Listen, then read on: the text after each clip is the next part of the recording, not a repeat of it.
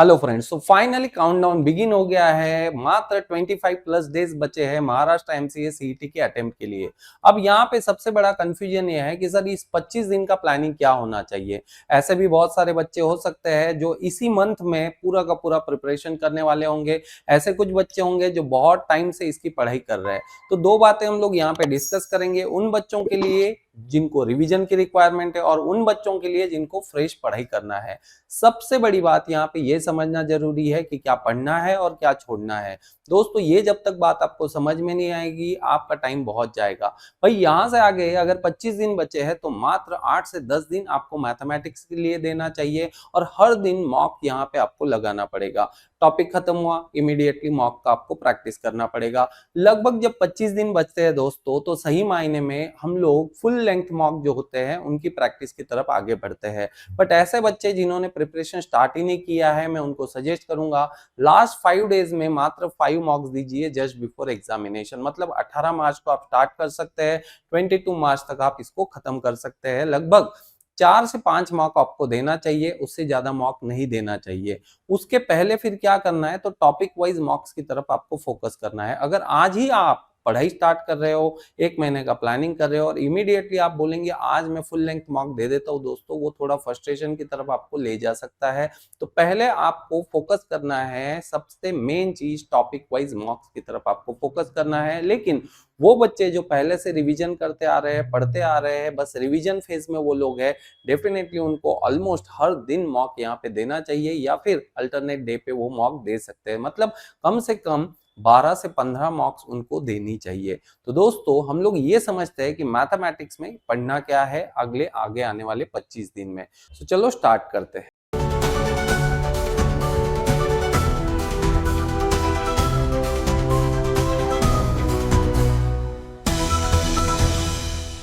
Energy Academy. Best is not enough. तो दोस्तों, अभी आप सभी को पता है कि मैथमेटिक्स के अंदर ये टोटल 8 टॉपिक है।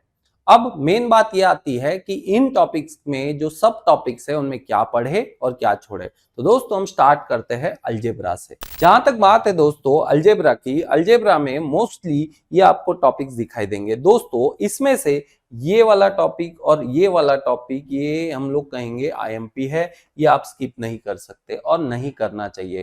क्वाड्रेटिक इक्वेशन आराम से एक दिन में आप प्रिपेयर कर सकते हो। साथ ही साथ arithmetic, geometric progression, harmonic progression, ये भी दोस्तों आप एक दिन में प्रिपेयर कर सकते हो। और इनके साथ में आप कॉम्बो ले सकते हो परम्यूटेशन एंड कॉम्बिनेशन का। परम्यूटेशन एंड कॉम्बिनेशन स्किप नहीं करना चाहिए, लेकिन वो बच्चे इसको स्किप कर सकते हैं जिनको इसका बेसिक बिल्कुल नहीं पता है। मतलब बिल्कुल अननोन है कि सर पी एंड सी कभी सुना नहीं, या सुना भी होगा तो अभी बिल्कुल भी ध्यान नहीं। वो बच्चे पी एंड सी को इमीडिएटली छोड़ दे। ठीक है, तो मेन जो टॉपिक आपको पढ़ना चाहिए quadratic equation, indices and logarithm, AP, GP, HP, मात्र ये टॉपिक्स पढ़ने चाहिए।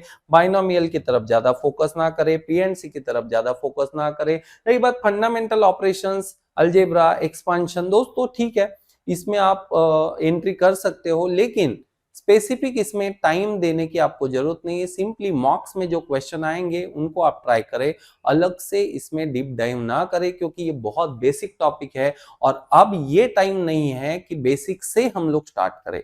अगर आप बेसिक से स्टार्ट करने के चक्कर में जाएंगे दोस्तों तो गड़बड़ होगी। ऐसे स्टूडेंट मैथमेटिक्स के कुछ सिलेक्टेड टॉपिक्स ही करे, बाकी उसमें ज्यादा डीप डाइव करने की जरूरत नहीं है। एक बात आप ये समझ लीजिए दोस्तों, टॉपर सिर्फ मैथ्स डिसाइड करेगा। भाई रीजनिंग है, इंग्लिश है, कंप्यूटर है, सब लोग पढ़ने वाले हैं। ऐसा कोई बच्चा नहीं होगा जो ये 3 टॉपिक नहीं पढ़ेगा। दिक्कत सबको मैथ्स में आएगी।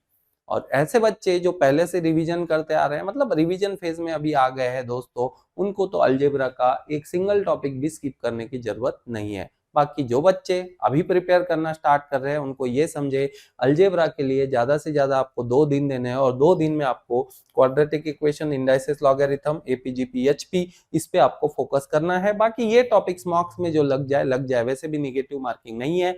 और दोस्तों भाई अगर ऐसे केस में जब आंसर ही नहीं पता है तो तुक्का कैसा लगाना है, आपको बायो में लिंक तो मिल ही जाएगा, डिस्क्रिप्शन में लिंक मिल जाएगा, ऑलरेडी इस पे मैंने वीडियो बना दिया है, जरूर उसका बेनिफिट आप उठाएं। चलो बढ़ते हैं आगे वाले टॉपिक पे कि कोऑर्डिनेट ज्योमेट्री में एग्जैक्टली कौन से वो टॉपिक है जो आपको प्रिपेयर करने चाहिए। भाई कोऑर्डिनेट ज्योमेट्री की जहां तक बात है दोस्तों, जो बच्चे रिवीजन मोड में आ गए हैं, पहले से ही मैथ्स का पढ़ाई कर रहे हैं, भाई ये सारे टॉपिक्स आप पढ़ सकते हो। लेकिन अभी अगर रिवीजन फेज में हो तो दोस्तों मैं सजेस्ट नहीं करूंगा आपको, ये लास्ट वाला टॉपिक आपको पढ़ना चाहिए। इस पे बहुत ईयर से हमने ऑब्जर्व किया है कि कोई स्पेशल क्वेश्चंस भी यहाँ पे पूछे नहीं गए हैं। फॉर्मूला बेस्ड स्टडीज के अलावा भी आपको चीजें यहाँ करनी चाहिए। बच्चे जनरली क्या करते हैं, डिस्टेंस फार्मूला पढ़ लिया, मिड पॉइंट फार्मूला पढ़ लिया, भाई दो कोऑर्डिनेट दिए हैं, मिड पॉइंट पूछ लेगा, डिस्टेंस पूछ लेगा। दोस्तों इतने सिंपल क्वेश्चन नहीं आते हैं, ठीक है। थोड़ा सा कॉन्सेप्चुअल क्वेश्चन यहाँ पे आता है। मेन यहाँ पे चार चीजें हैं। एक है आपका स्ट्रेट लाइन, दूसरा है दोस्तों सर्कल, देन इलिप्स है, हाइपरबोला है, पैराबोला है।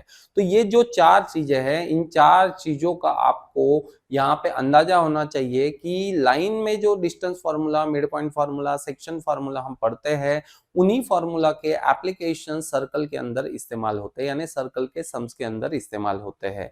तो ऐसे बच्चे जो पहले से पढ़ते आ रहे हैं और रिवीजन मोड में है, दोस्तों आराम से आप ये टॉपिक्स को रिवाइज कर सकते हैं और इमीडिएटली आपको प्लान करना है इनके मॉक्स, यानी मॉक्स पे ही ज्यादा आपको फोकस करना है।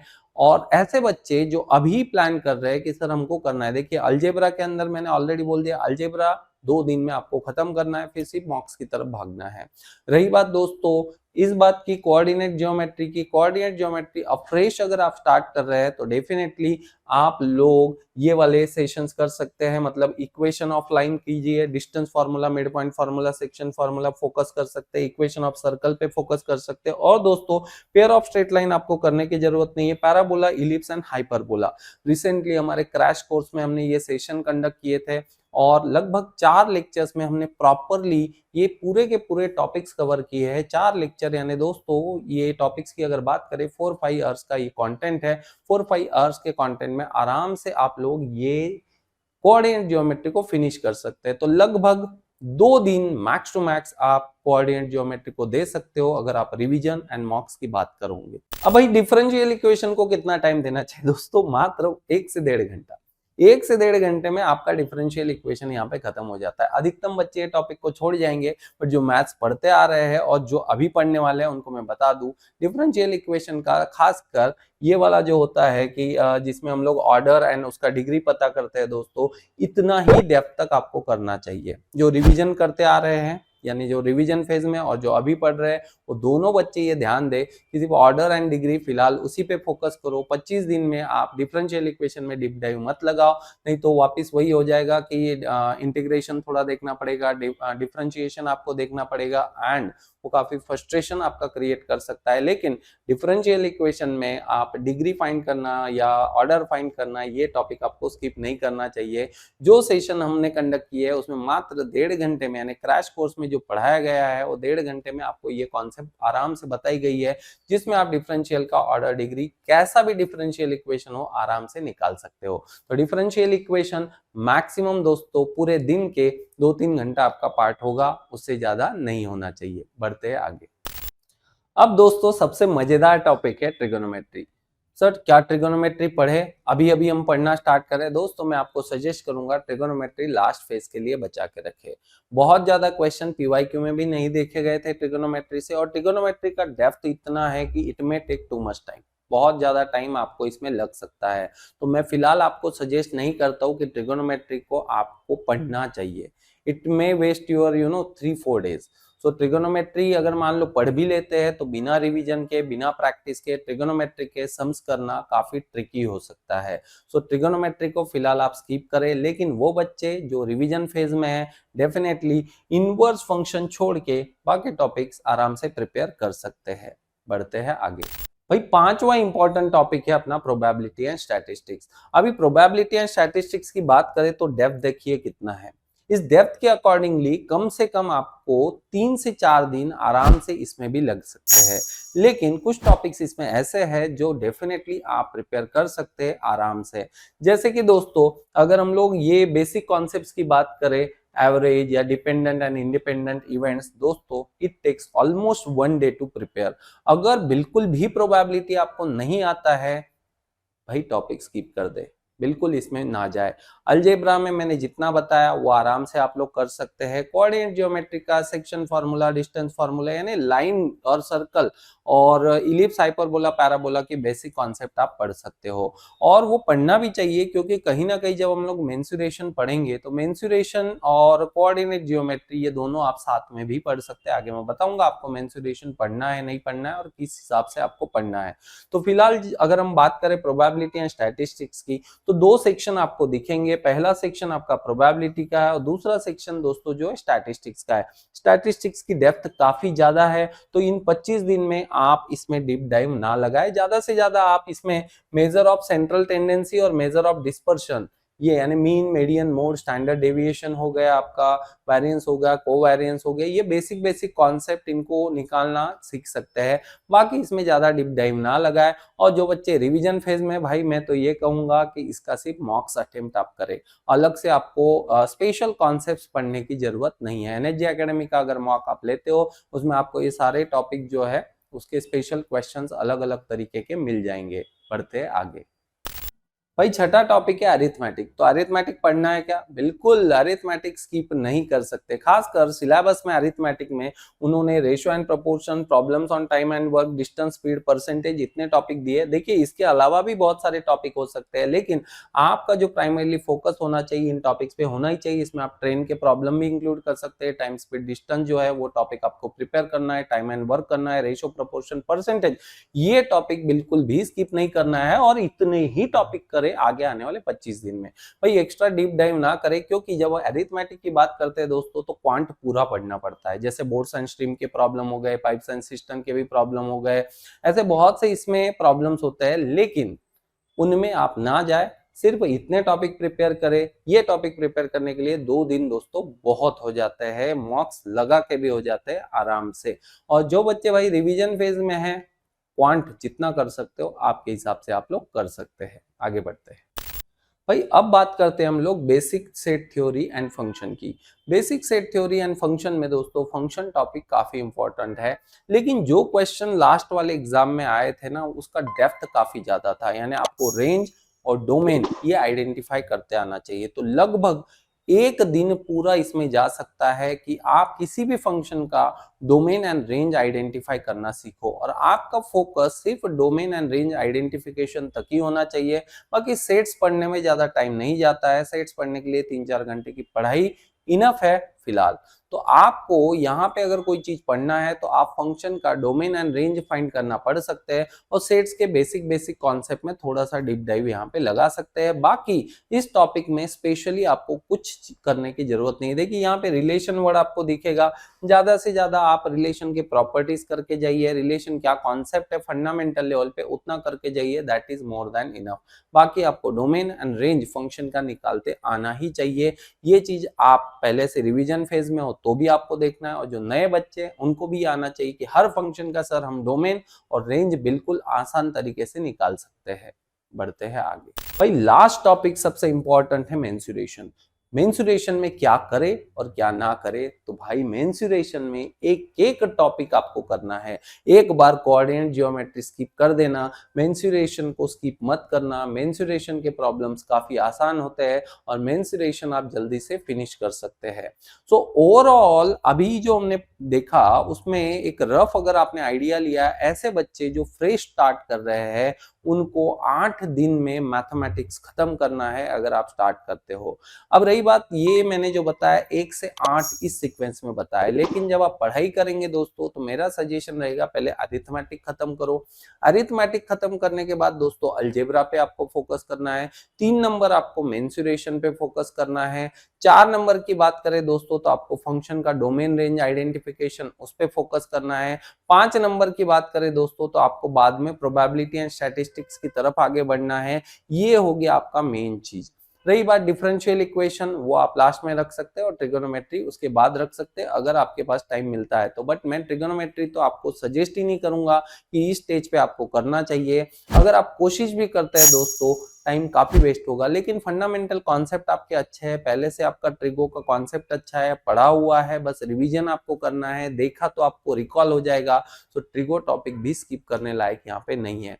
ओवरऑल आपको पता है 30 क्वेश्चंस यहाँ पे आएंगे, जिसमें से आपका जो अरिथमेटिक है दोस्तों 7-8 क्वेश्चन तो उससे ही आ जाते हैं। लगभग 22 क्वेश्चन बचते हैं। 22 क्वेश्चन के लिए बाकी टॉपिक्स हम लोग प्रिपेयर करने वाले हैं। और जहां तक मैंने ऑलरेडी आपको कहा कि भाई टॉपर तो सिर्फ मैथ्स ही डिसाइड करेगा, तो मैथ्स जो है इमीडिएटली आपको स्टार्ट करना है। रही बात रीजनिंग की, इंग्लिश की, कंप्यूटर की, लास्ट फेज में वो आपको पढ़ना है। तो ज्यादा प्रेशर ना लेते हुए इमीडिएटली मैथमेटिक्स का पढ़ाई स्टार्ट करें। जितना कंटेंट मैंने बताया that is more than enough. भाई एनएचजे एकेडमी का कंटेंट अगर इस स्टेज पे भी आप बाय करते हो तो क्रैश कोर्स के अंदर लगभग आपको 20-22 घंटे का मैथमेटिक्स कंटेंट मिल जाएगा, that is more than enough. उससे ज्यादा आपको कुछ करने की जरूरत नहीं है। साथ ही साथ आप टेस्ट सीरीज का कॉम्बो उसमें ऐड करवा सकते हैं। अगर ये दो चीजें आप अभी भी ले लेते हो, मैथ्स आपका आगे आने वाले 8-10 दिन में आराम से प्रिपेयर हो जाएगा। बाकी पूरा टाइम आप लोग रीजनिंग, कंप्यूटर और इंग्लिश को दे सकते हैं, और आगे आने वाले 15 दिन में मैथ्स का रिवीजन और मॉक्स इसके साथ में आप आगे बढ़ सकते हैं। और वो बच्चे जो अभी स्टार्ट कर रहे हैं भाई, लगभग आखिरी फेज में बस 5 मॉक टेस्ट हर दिन दे देना, रोज मॉक ट्राई मत करो।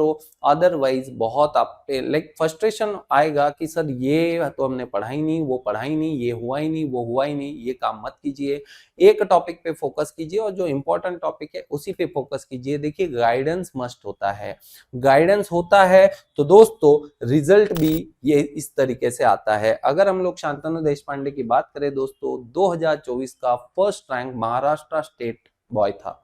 तो दोस्तों यहाँ पे स्ट्रैटेजी की बात करें तो ये बच्चे 1 साल से पढ़ते आ रहे थे, बट जब रिवीजन फेज आता है दोस्तों, आखिरी महीना आता है, तो अच्छे अच्छे डगमगा जाते हैं।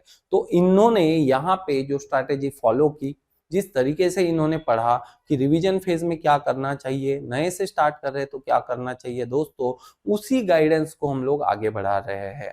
तो यहाँ पे फिर भी आपको अगर अलग अलग कुछ भी कंफ्यूजन होगा कि सर और कैसे पढ़ना है, क्या पढ़ना है, कमेंट सेक्शन में आप रिप्लाई करें, बिल्कुल आपको गाइडेंस मिलेगा। तो डोंट वरी, आराम से पढ़िए। आगे आने वाले टाइम में रीजनिंग में क्या करना है, कंप्यूटर में क्या करना है, इंग्लिश में क्या पढ़े क्या छोड़े, उन टॉपिक्स को मैं लेके आऊंगा।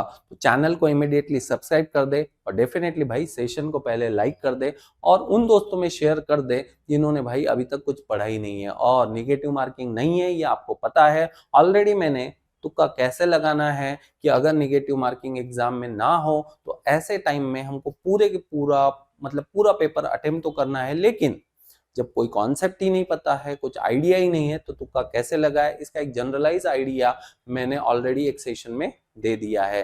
तो डिस्क्रिप्शन बॉक्स में आपको वो यूट्यूब का वीडियो भी मिल जाएगा, क्लिक कीजिए और एक बार देख लीजिए, थोड़ा सा आपको आइडिया आ जाएगा। चलो मिलते हैं नेक्स्ट सेशन में। Thank you very much.